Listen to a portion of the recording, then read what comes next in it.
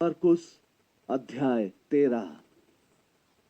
जब वह मंदिर से जा रहा था, उसके एक शिष्य ने उससे कहा, गुरु, देख, ये पत्थर और भवन कितने अनोखे हैं। इस पर यीशु ने उनसे कहा, तू इन विशाल भवनों को देख रहा है? यहाँ एक पत्थर पर दूसरा पत्थर टिका नहीं रहेगा, एक एक पत्थर ढहा दिया जाएगा। जब वह जैतून के पहाड़ पर मंदिर के सामने बैठा था, तो उससे पतरस, याकूब, यूहन्ना और अंद्रियास ने अकेले में पूछा, हमें बता, यह सब कुछ कब घटेगा? जब ये सब कुछ पूरा होने को होगा, तो उस समय कैसे संकेत होंगे?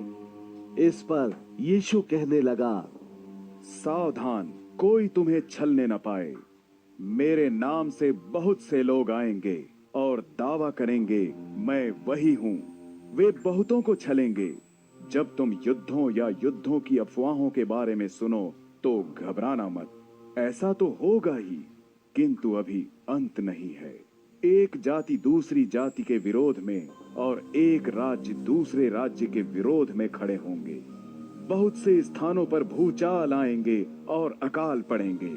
वे पीड़ाओं का आरंभ ही होगा। अपने बारे में सचेत रहो।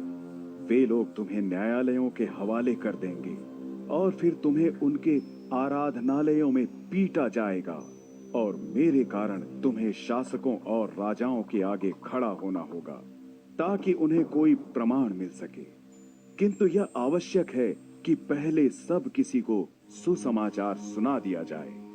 और जब कभी वे तुम्हें पकड़कर तुम पर मुकदमा चलाएं, तो पहले से ही यह चिंता मत करने लगना कि तुम्हें क्या कहना है। उस समय जो कुछ तुम्हें बताया जाए वही बोलना, क्योंकि ये तुम नहीं हो जो बोल रहे हो, बल्कि बोलने वाला तो पवित्र आत्मा है।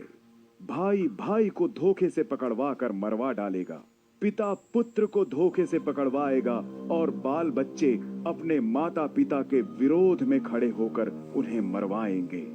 मेरे कारण सब लोग तुमसे घृणा करेंगे, किंतु जो अंत तक धीरज धरे रहेगा उसका उद्धार होगा। जब तुम भयानक विनाशकारी वस्तुओं को जहां वे नहीं होनी चाहिए वहां खड़े देखो, पढ़ने वाला स्वयं समझ ले कि इसका अर्थ क्या है। तब जो लोग यहूदिया में हों उन्हें पहाड़ों पर भाग जाना चाहिए, और जो लोग अपने घर की छत पर हों वे घर में भीतर जाकर कुछ भी लाने के लिए नीचे न उतरें, और जो बाहर मैदान में हों वह पीछे मुड़कर अपना वस्त्र तक न लें। उन स्त्रियों के लिए जो गर्भवती होंगी या जिनके दूध पीते बच्चे होंगे, वे दिन बहुत भयानक होंगे।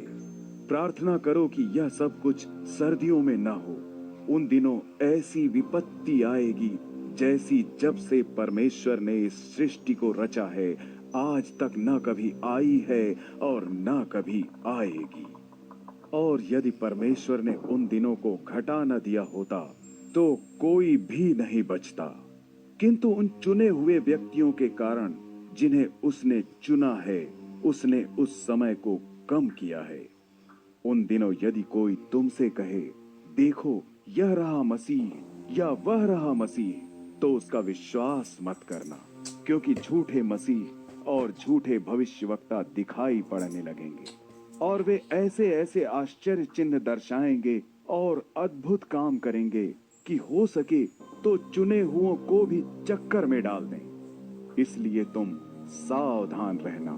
मैंने समय से पहले ही तुम्हें सब कुछ बता दिया है।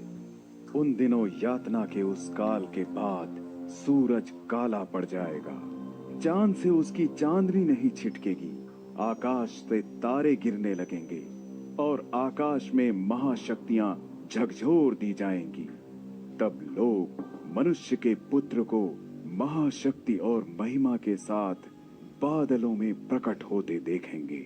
फिर वह अपने दूतों को भेजकर चारों दिशाओं, पृथ्वी के एक छोर से आकाश के दूसरे छोर तक सब कहीं से अपने चुने हुए लोगों को इकट्ठा करेगा।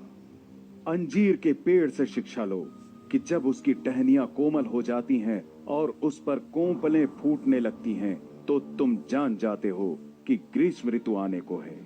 ऐसे ही जब तुम यह सब कुछ घटित होते देखो तो समझ जाना कि वह समय निकट आ पहुंचा है, बल्कि ठीक द्वार तक। मैं तुमसे सत्य कहता हूं कि निश्चित रूप से इन लोगों के जीते जी ही ये सब बातें घटेंगी।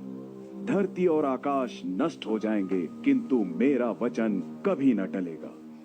उस दिन या उस घड़ी के बारे में किसी को कुछ पता नहीं, न स्वर्ग में दूतों को और न अभी मनुष्य के पुत्र को, केवल परम पिता परमेश्वर जानता है।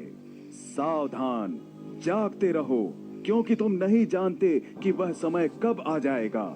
वह ऐसे ही है जैसे कोई व्यक्ति किसी यात्रा पर जाते हुए सेवकों के ऊपर अपना घर छोड़ जाए और हर एक को उसका अपना अपना काम दे जाए, तथा चौकीदार को यह आज्ञा दे कि वह जागता रहे।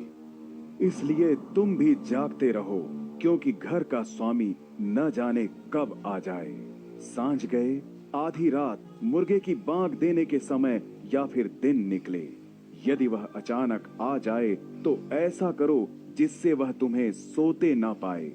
जो मैं तुमसे कहता हूं वही सबसे कहता हूं, जागते रहो।